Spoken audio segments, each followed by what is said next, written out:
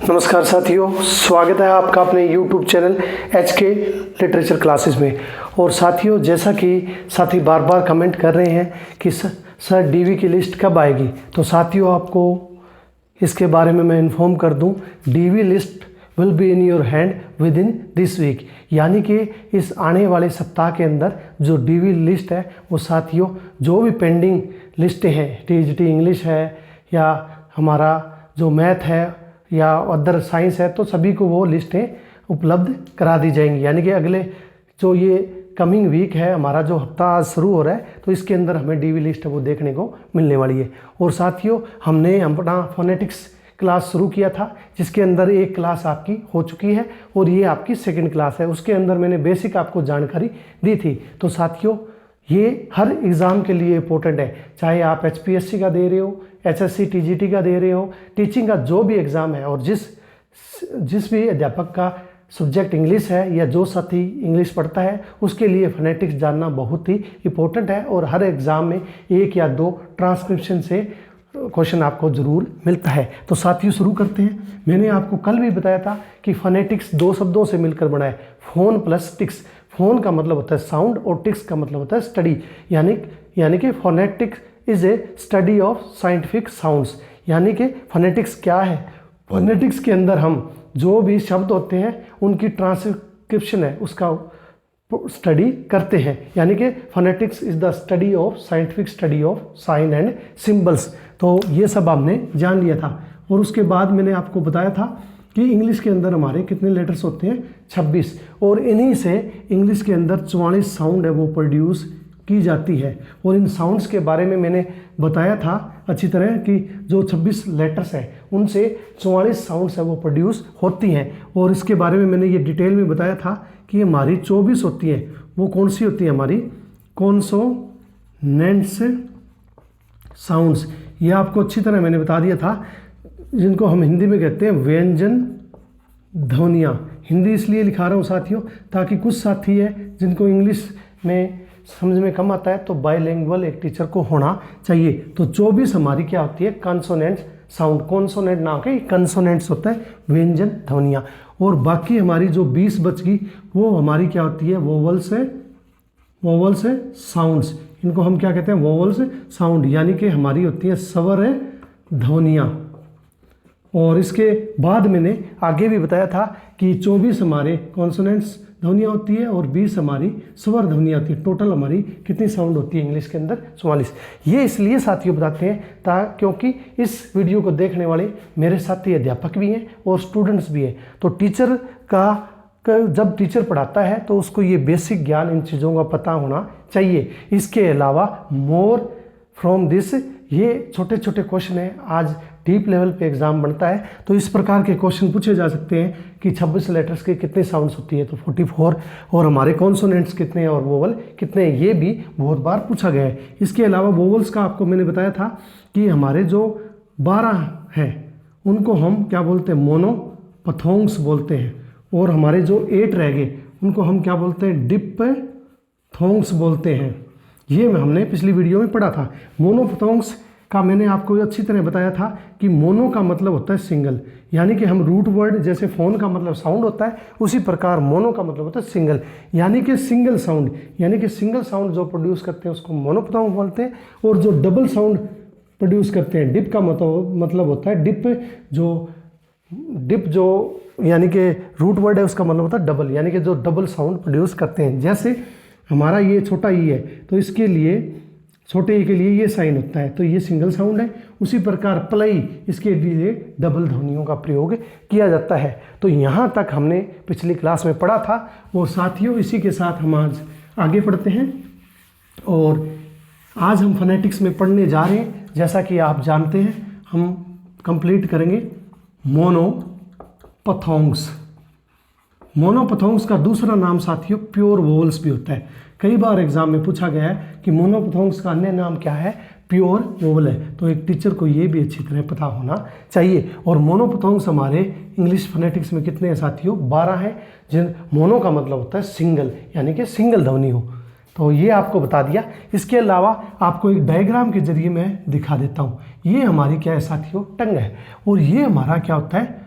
Front part, और ये हमारा क्या होता है सेंट्रल पार्ट, और ये हमारा क्या होता है बैक पार्ट। यानी कि जो वोवल फ्रंट से बोले जाते हैं उनको हम बोलते हैं फ्रंटल या फ्रंट वोवल, फ्रंटल वोवल, या इन जो सेंटर से बोले जाते हैं उनको हम बोलते हैं सेंट्रल वोवल, और बैक वोवल जो हमारे बैक से बोले जाते हैं, यानी कि जीभ के पिछले हिस्से से बोले जाते हैं बैक वोवल। फ्रंट यानी कि जो हमारी टंग के पहले हिस्से से बोले जाते हैं, यानी कि जीभ से बोले जाते हैं वो फ्रंटल वोवल कहते हैं, सेंटर से बोले जाते हैं उनको सेंट्रल वोवल कहते हैं, और हमारी जो जीभ है उसके बैक पार्ट से बोले जाते हैं उसको हम बोलते हैं बैक वोवल। और ये फ्रंटल वोवल हमारे कितने होते हैं 4, सेंट्रल वोवल भी कितने होते हैं 4, और बैक वोवल भी कितने होते हैं 4, टोटल हमारे 12 होते हैं। और 12 को ही हम क्या बोलते हैं साथियों मोनोप्थोंग्स या प्योर वोवल्स का नाम है वो साथियों दिया जाता है। इसके अलावा साथियों देखते हैं मैं आपको एक चीज़ और बताता हूँ इसमें कि आज हम करने जा रहे हैं 4 फ्रंटल वोवल्स। हम ज़्यादा रूल नहीं करेंगे, डेली हम 4 के करीबन रूल करेंगे, और इसी में हमारा फोनेटिक्स है वो क्लियर साथियों लगभग हो जाएगा। तो फ्रंटल वोवल करेंगे जो हमारे कितने होते हैं 4, बैक सेंट्रल वोवल कल कराऊंगा, और उसके बाद नेक्स्ट क्लास में हमारा क्या होगा बैक वोवल हम करेंगे। तो सबसे पहले हम देखते हैं कि हमारा बड़ा ई, जब भी हिंदी में बड़ा ई होता है तो इंग्लिश के अंदर उसका साइन होता है आई लिख के, ऊपर छोटी बिंदी और साथ में 2 बिंदियाँ। ये हमेशा 2 बिंदियाँ होती है, वो बड़े के लिए प्रयोग की जाती है। जैसे हम इंग्लिश में ओ लिखते हैं तो ओ लिखने के लिए हिंदी में ऐसे लिखते हैं बड़ा ओ, जैसे बॉय, तो हम बॉय को कैसे लिख सकते हैं बॉय, ऐसे लिखा जाता है। ये ट्रांसक्रिप्शन है, थोड़ा सा मैंने वैसे ही बता दिया, हमें याद तो ये रखना है, यहाँ से आपको रूल याद रखने हैं, ट्रांसक्रिप्शन के साइन याद रखने हैं। ये साइन याद है तो ईजिली आप हर ट्रांसक्रिप्शन को पहचान सकते हो। जैसे बड़ा ई है तो साइन ये होगा, उसी प्रकार छोटा ई है तो साइन हमारा सीधा ये छोटा आई हो जाएगा। ये छोटा आई और 2 बिंदियाँ होती है। और ये हमारा हमें पता है जो बड़ी ई की मात्रा होती है, हिंदी के अंदर बड़ी ई की मात्रा होती है उसके लिए प्रयोग किया जाता है। ये हमारा हिंदी के अंदर छोटी मात्रा के लिए प्रयोग किया जाता है। उसके अलावा जो हमारा ए होता है उसके लिए हमें पता है कि ई साइन का प्रयोग किया जाता है। और ये हमारी होती है ए के ऊपर, यानी कि ए के ऊपर सिंगल मात्रा के लिए हम प्रयोग करते हैं। फिर हमारा आ जाता है ए के ऊपर यानी कि डबल मात्रा के लिए, तो डबल मात्रा के लिए आप ऐसे घुमाओगे, ऐसे निकालोगे और ये साइन हो जाएगा। और ये होता है हमेशा डबल ए की मात्रा के लिए। ये सब साथियों मात्राओं के लिए आपको इतने सिंबल ध्यान रखने हैं, और ईजिली इन 4 सिंबल के बाद फ्रंटल वोवल है वो आपका क्लियर हो जाएगा। तो हम रूल नंबर फर्स्ट पढ़ते हैं साथियों।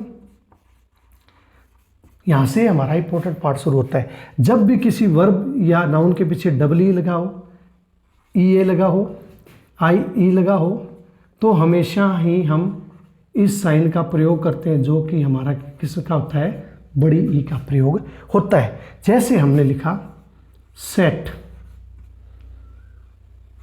बीट, फील, हील, फीड, कितने ही कर लो साथियों। इस प्रकार हम बहुत सारे, सर और कहोगे तो और भी करवा दूंगा, लेकिन इतने का ट्रांसक्रिप्शन करके देखते हैं। जैसे एस है तो सिंपल साधारण ऐसे लिखेंगे, ई ए है मैंने रूल बता दिया तो बड़ा ई का प्रयोग होगा, और अंत में क्या लग जाएगा सेट, तो हमारा क्या बन जाएगा ये सेट। फिर है बीट, बी का बी, जैसे आपको 24 कंसोनेंट साइन कल आपको कराए थे सिंबल, वो याद है तो ईजिली आप कर सकते हो, तो सेट। फिर हमारा फील हो जाएगा, एफ के लिए हमारा एफ लगेगा, और डबल ई है हमारा तो उसके लिए साइन ई आ जाएगा, तो हमारा क्या बन जाएगा फील। फिर हील, एच हमारा सिंपल हिंदी अल्फ़ाबेट की इंग्लिश अल्फ़ाबेट की तरह लिखा जाता है, आई 2 बिंदियाँ ऊपर बिंदी, इन सभी के ऊपर बिंदी आएगी, तो हमारा क्या बन जाएगा फील। उसी प्रकार फीड है तो एफ हमारा सिंपल लिखा जाता है, और बड़ी ई के लिए लगा देंगे और ये फीड। इस प्रकार हम सभी को ट्रांसक्रिप्ट कर सकते हैं अगर हमें ये साइन और सिंबल मालूम है। मुझे नहीं लगता कि इसके अंदर आपको और ज़्यादा मुझे क्लियर करने की ज़रूरत है। वैसे तो बहुत सारे एग्जाम्पल मैं इसमें लिख सकता हूँ, लेकिन मुझे लगता है यहाँ तक आपको क्लियर हो गया होगा। नेक्स्ट रूल देखते हैं साथियों, जिसके अंदर हम पढ़ते हैं सिंगल ई, यानी कि छोटा ई के लिए साइन। तो इसके अंदर आपको बताते हैं जैसे हिट, या फिश। 2 एग्जाम्पल हम लेते हैं, ज़्यादा नहीं लेंगे फिर वीडियो बड़ी हो जाती है। जैसे हिट तो एच लिखा और आई है आपको बड़ा छोटा है तो ही और टी हिट। उसी प्रकार फिश लिखा एफ, हमें पता है आई के लिए छोटा ही लग जाएगा। और ये आपको अच्छी तरह बताया था, जब भी एस एच आता है बड़ा श आता है या दुए बड़ा या षटकोण बड़ा श आता है तो उसको हम बड़ा ऐसे लिखते हैं, तो बड़ा हम क्या कर देंगे एस, तो हमारा ये साथियों क्या बन जाएगा, फिश बन जाएगा। तो हमने ये 2 रूल अच्छी तरह से आपको, मुझे नहीं लगता कि इसमें कोई प्रॉब्लम आपको आने वाली है। अब रूल नंबर हमारा 3 लिखते हैं कि जब हम ए का प्रयोग करते हैं, ई यानी कि एक मात्रा के लिए प्रयोग करते हैं तो कौन से वर्ड हमारे बनेंगे। जैसे हम लिखते हैं इसके अंदर सेट, बेट या मेट, तो एस लिखा, ए आ रहा है, ई आ रहा है तो हम लगा देंगे, हमारा सिंबल यूज कर देंगे ई और टी, सेट। बी है तो बी लिखा और सिंबल हमारा सिंपल आ रहा है सेट, ध्वनि भी भैया रही एम और सिंगल ध्वनि और तो मेट। तो इस प्रकार हम इन साथियों इसको लिख सकते हैं। अब साथियों हमने डिफरेंस सीखना है, इसके और इसके बीच तो मैंने आपको डिफरेंस वहाँ क्लियर कर दिया है, और अब आपका डिफरेंस है वो इसके और इसके बीच में मैं आपको कर देता हूँ। वैसे चारों का डिफरेंस भी हम क्लियर करने वाले हैं अभी। तो देखो आप, जैसे मैंने लिखा साथियों बेड और यहाँ लिख दिया बेड, यहाँ लिख दिया बैग और यहाँ लिख दिया बैग, तो इनसे आपका डिफरेंस है वो ट्रांसक्रिप्शन का क्लियर हो जाएगा। जैसे बेड है तो बी लिख दिया, बेड यानी कि एक ही ध्वनि आ रही है तो ई और डी लगा दिया। लेकिन यहाँ भी बैड है, ये बुरे वाला है बैड, तो बैड ए के लिए सिंबल आपको जब भी ए की ध्वनि आती है तो ये वाला लगता है, तो हमने बी लगाया और हमें पता बैड तो ये वाला सिंबल हमने यहाँ लगा दिया। तो उसके बाद बैग बी लगाया और उसके लिए हमने ध्वनि लगा दी बैग, ये वाला नहीं साथियों, यहाँ सिंपल ही होगा। और उसी प्रकार ए आ गया तो हम बी और ए आ गया तो हमारा हो जाएगा बैग। यानी कि इस प्रकार आप डिफरेंस कर सकते हो। उसके अलावा 4th रूल मैंने आपको बताया भी नहीं है, तो थोड़ा कई बार स्लिप ऑफ माइंड हो जाता है, तो साथियों 4th रूल भी बता देता हूँ। जब आपका डबल मात्राएं हो और ध्वनि हो तो ये हमारा हम साइन प्रयोग करते हैं। जैसे आपको एक एग्जाम्पल के थ्रू मैं समझाता हूँ। जैसे मैंने लिखा इसमें कैट, रैट, तो के का आपको पता है सिंबल के होता है, कैट ये वाली ध्वनि आ रही है, डबल ए की ध्वनि आ रही कैट, तो ये वाला सिंबल लिखा कैट। रैट लिखा तो हमने रे का मैंने अच्छी तरह सिंबल आपको यहाँ बताया हुआ है, रे का सिंबल उल्टा ऐसे लिखा जाता है, तो रैट रैट, तो ये हमारा सिंबल हो जाएगा। इस प्रकार ये 4th रूल है कि ध्वनि जब डबल ए की मात्रा हो, कैट रैट ये बीच में आए तो डबल ए की ये ध्वनि है वो प्रोड्यूस करता है। जैसे आप लिख सकते हो बैड, तो हम क्या लिखेंगे बैड। और इसके बीच में मैंने आपको डिफरेंस भी अभी करवाया है, डिफरेंस भी आपको अच्छी तरह से मैंने यहाँ करवा दिया था। तो थोड़ा डिफरेंस और देख लेते हैं इन दोनों रूल के बीच में। जैसे मैंने अभी आपको बताया कि 3rd और 4th रूल के बीच में डिफरेंस, जैसे पेन और पैन, इन दोनों के बीच में आप डिफरेंस साथियों कर सकते हो। तो ईजिली आप ध्वनि है वो ये ए वाली और ये ए वाली पहचान लोगे। यानी कि पेन, तो पी का तो हम पी लिखते हैं पेन, और एन का एन लिखते हैं, तो ये हमारा ट्रांसक्रिप्शन पेन का हो गया। यहाँ देखो पेन ध्वनि बड़ी आ रही है पी, और हमारा ये वाला हो जाएगा पेन। इसी प्रकार हम बहुत सारे वर्ड हैं जिनको लिख सकते हैं, जैसे मेट या मैट, बेड या बेड। आप इन सब का अगर ये ट्रांसक्रिप्शन बना के देखते हो तो आपको ईजिली है डिफरेंस है वो साथियों क्लियर हो जाएगा। मुझे नहीं लगता कि इसके बाद आपका डिफरेंस क्लियर नहीं होगा, और बाकी आपकी प्रैक्टिस के ऊपर डिपेंड करता है। और साथियों अगर आपको लगता है कि आपको ये समझ आ रहा है तो हम ये कंटिन्यू रखेंगे। आप मुझे कमेंट करके बताएं कि सर हमें ये समझ आ रहा है और आप इसको कंप्लीट कराओ। अगर आपको लगता है कुछ और कराया जाए तो कोई हमारे ये फोनेटिक्स ज़रूरी नहीं है, हम लिटरेचर भी शुरू कर सकते हैं। तो साथियों, कट ऑफ की जो वीडियो बनाते हैं या अपडेट बनाते हैं उसके साथ साथ थोड़ी नॉलेज भी अपडेट करना हमारे लिए ज़रूरी है। और साथियों, आप मुझे इसका कमेंट करके ज़रूर बताएं कि आपको क्लास कितनी समझ आ रही है और कितनी नहीं आ रही। ये रूल है वो इम्पोर्टेंट है हमारे लिए। और चर्चा रूल के करके, जैसे आज आपको जो फ्रंटल वोवल है यानी कि मोनोपथोंग के मैंने 4 रूल करा दिए और 12 रूल है, तो 8 रूल है वो 2 क्लास के अंदर करीबन हम कंप्लीट कर लेंगे। टिल देन साथियों, टेक केयर।